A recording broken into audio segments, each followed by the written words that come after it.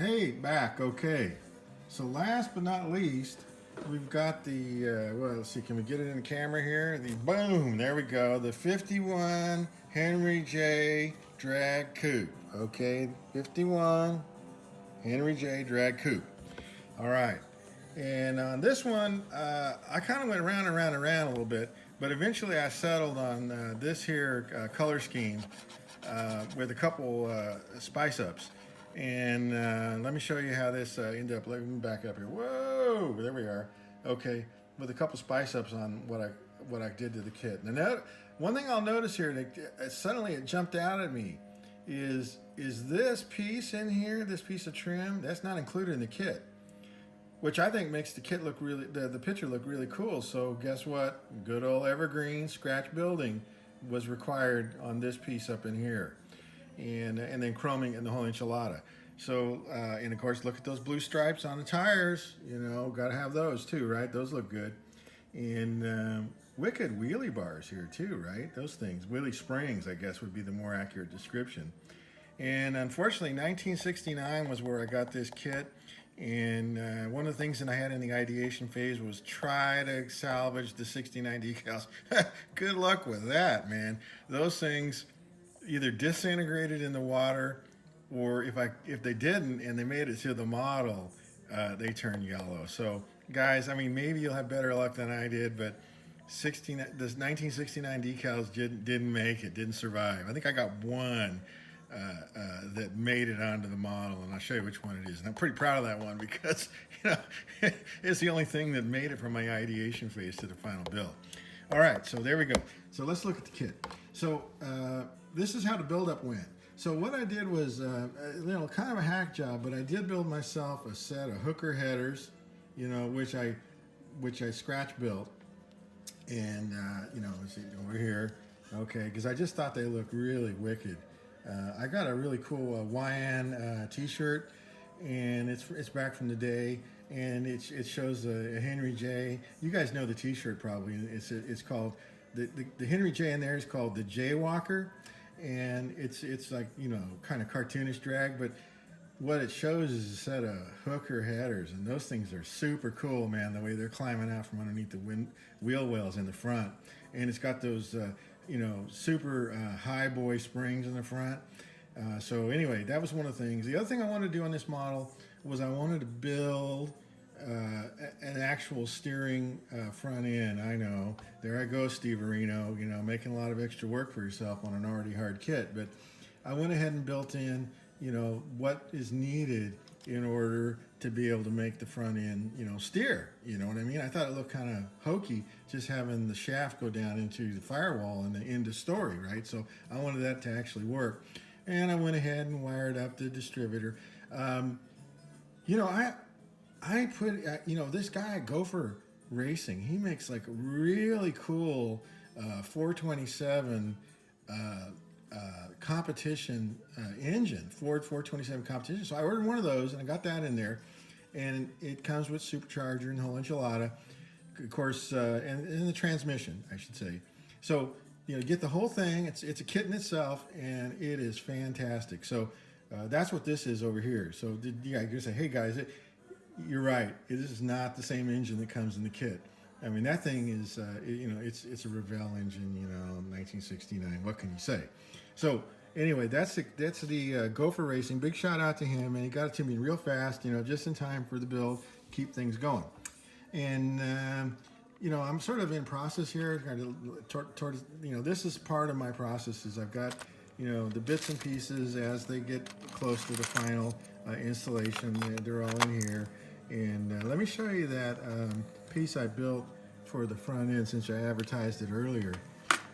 It's going to fit up in here. Let's see how that goes. It's going to set right up in here like that. Yeah, it's going to have to get it, you know, kind of. This is my answer to that the piece that you didn't get in the kit, right? You can see there. Let me show you the picture. Bring the picture back. Boom. There we go. Right. This is my answer to that, and I think it's going to look pretty cool floating over that other. I'm not sure what you call it, but the nose piece that's right in front of the radiator. So I've got mine and that, and then the nose piece Trying to touch it too much because I want to mess up my chrome. But then you got this, you know, so there, right? You see how that's going to look, right? It's going to look pretty cool. So we got those things. And I did my red and white theme all the way through the seats. And it's just me. I go nuts here. And so, you know, I got to have my aluminum, or, you know, back. And then I got to have my two-tone upholstery. So I got that. And I did the same enchilada over here on the door. So everything's going to be, you know, oh, I got to paint those door handles. I missed that. So I got that. And got chrome door hinges, you know, because you got to have, okay, chrome, man. Chrome, right? Chrome is king. So a lot of chrome going on here. And roll bars chrome. And now, when it comes to the body shell, yeah, you saw it earlier. Yeah, you see, we went nuts, man. So I got my two-tone red and white, which is kind of a candy build. You know, it's over a gold underbase and kind of silver and gold and a lot of different things going on there. And then you come on with your color coat, real, you know, multiple coats, real fine.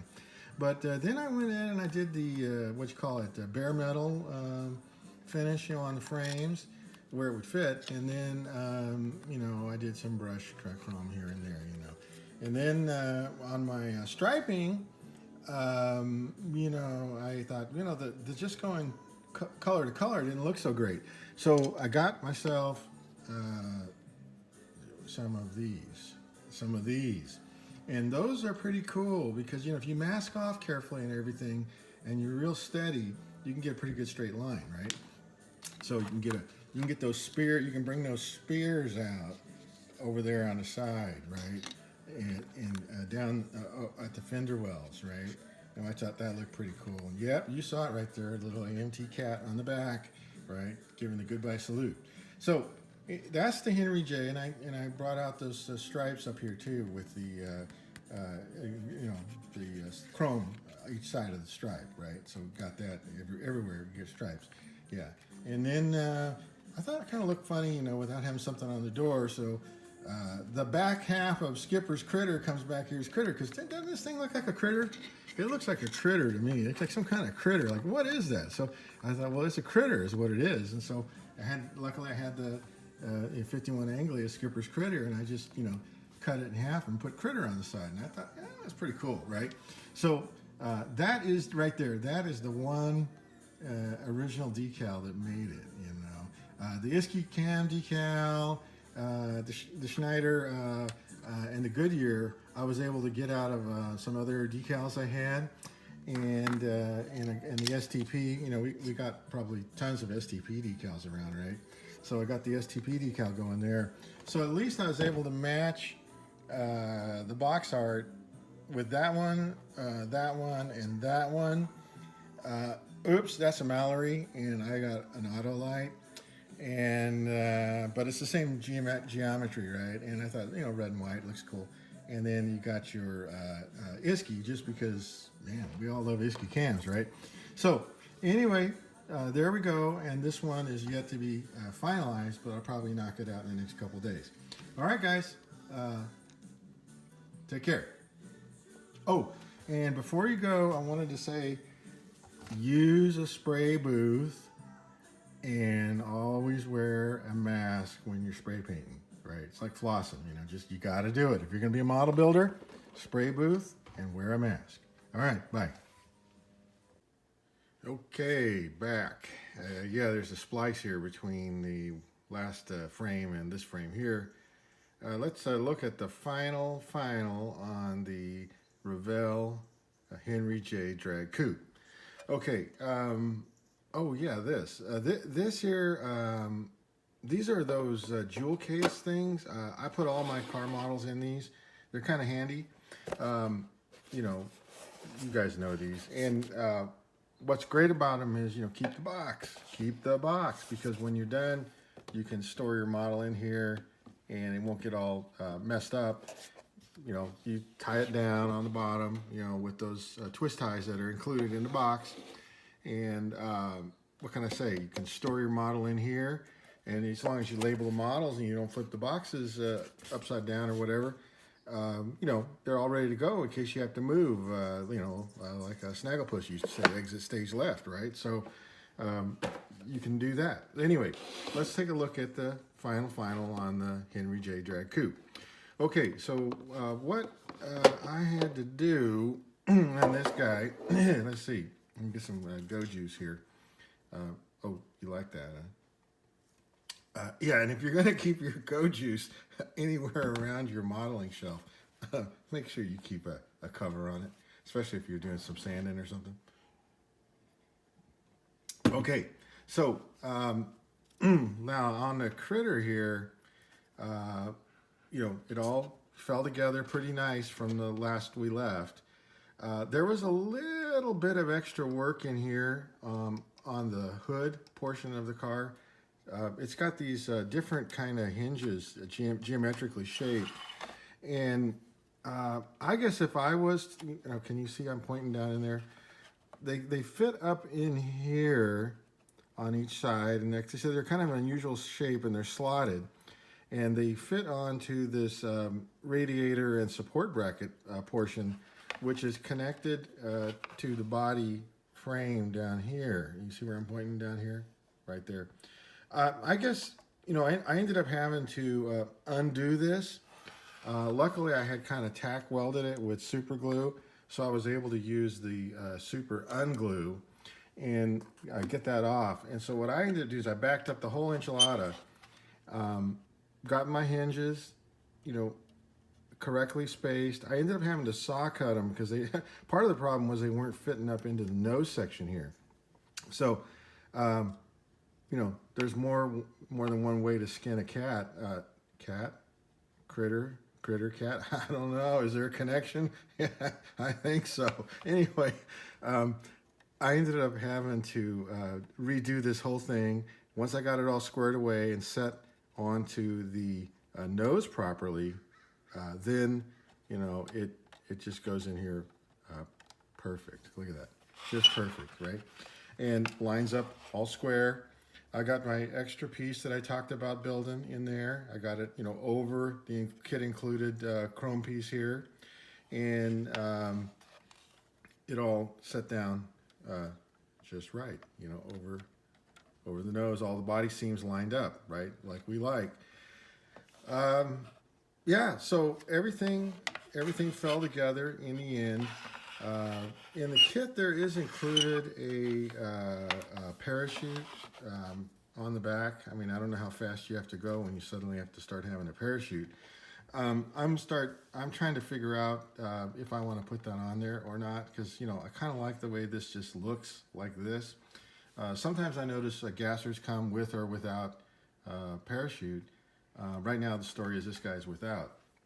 This brakes does the job, and I just think it looks cleaner without the parachute. But I might change my mind, and I might end up putting the parachute back on there. So I'll build a little bracket or something because it's on the curved portion of the body, and it kind of hangs up. It looks funny. So there we go. Got the drag springs, got the blue line, got my decals, got my amber glass, got my steering mechanism in there, got my hooker pipes, did the chroming process, everything's lined up, used that chrome pin, and what can I say? I think it came out looking pretty good. Now, when it comes to building, don't build in the air. Build with your hands down on your work surface and have the pieces there and bring one piece to the other. I found works best. I mean, you can do anything you want, but that's what I do. And I make a lot of my own tools. So this thing here is my squaring stand, and I've got obviously guidelines, and I get all my axles and everything lined up, and I get stuff in there, and this helps me. I use super glue to tack weld, and then I go with the slow stuff. I happen to use that stuff from Japan. That company from Japan makes some really great stuff. And I use that. And to apply it, I don't use their brush included in the bottle. I use this thing left over from my days back when I was a drafter and an engineer and an architect and that kind of thing. But anyway, it's what's called a ruling pin. You go, a ruling what? Yeah, it was for picking up ink back in the day before they had even invented, you know, modern pens like we have. And you pick up ink and you would set the width. Hey, it works great for gluing. And it uses the scientific principle of a little physics here, capillary action. So if you have two surfaces that are closely mated, nicely sanded, and you pick up a little glue in here and it gets into that section there, then when you bring it to the two pieces, there it goes right into the groove, and it will on slow melt weld, it'll connect your pieces permanently, right? Like we all know about. And so really, you know, for me, it's either you know, using the super glue, tack welding with super glue, a little dot here and there with a piece of wire, that stuff from Japan, and applied with what, my ruling pen, and on a surface where everything's nice and square and don't build in the air. Okay, so there you go. Final shout out salute to Henry J. Drag Coupe, the critter, right? Gary's critter. There you go. All right. Bye now.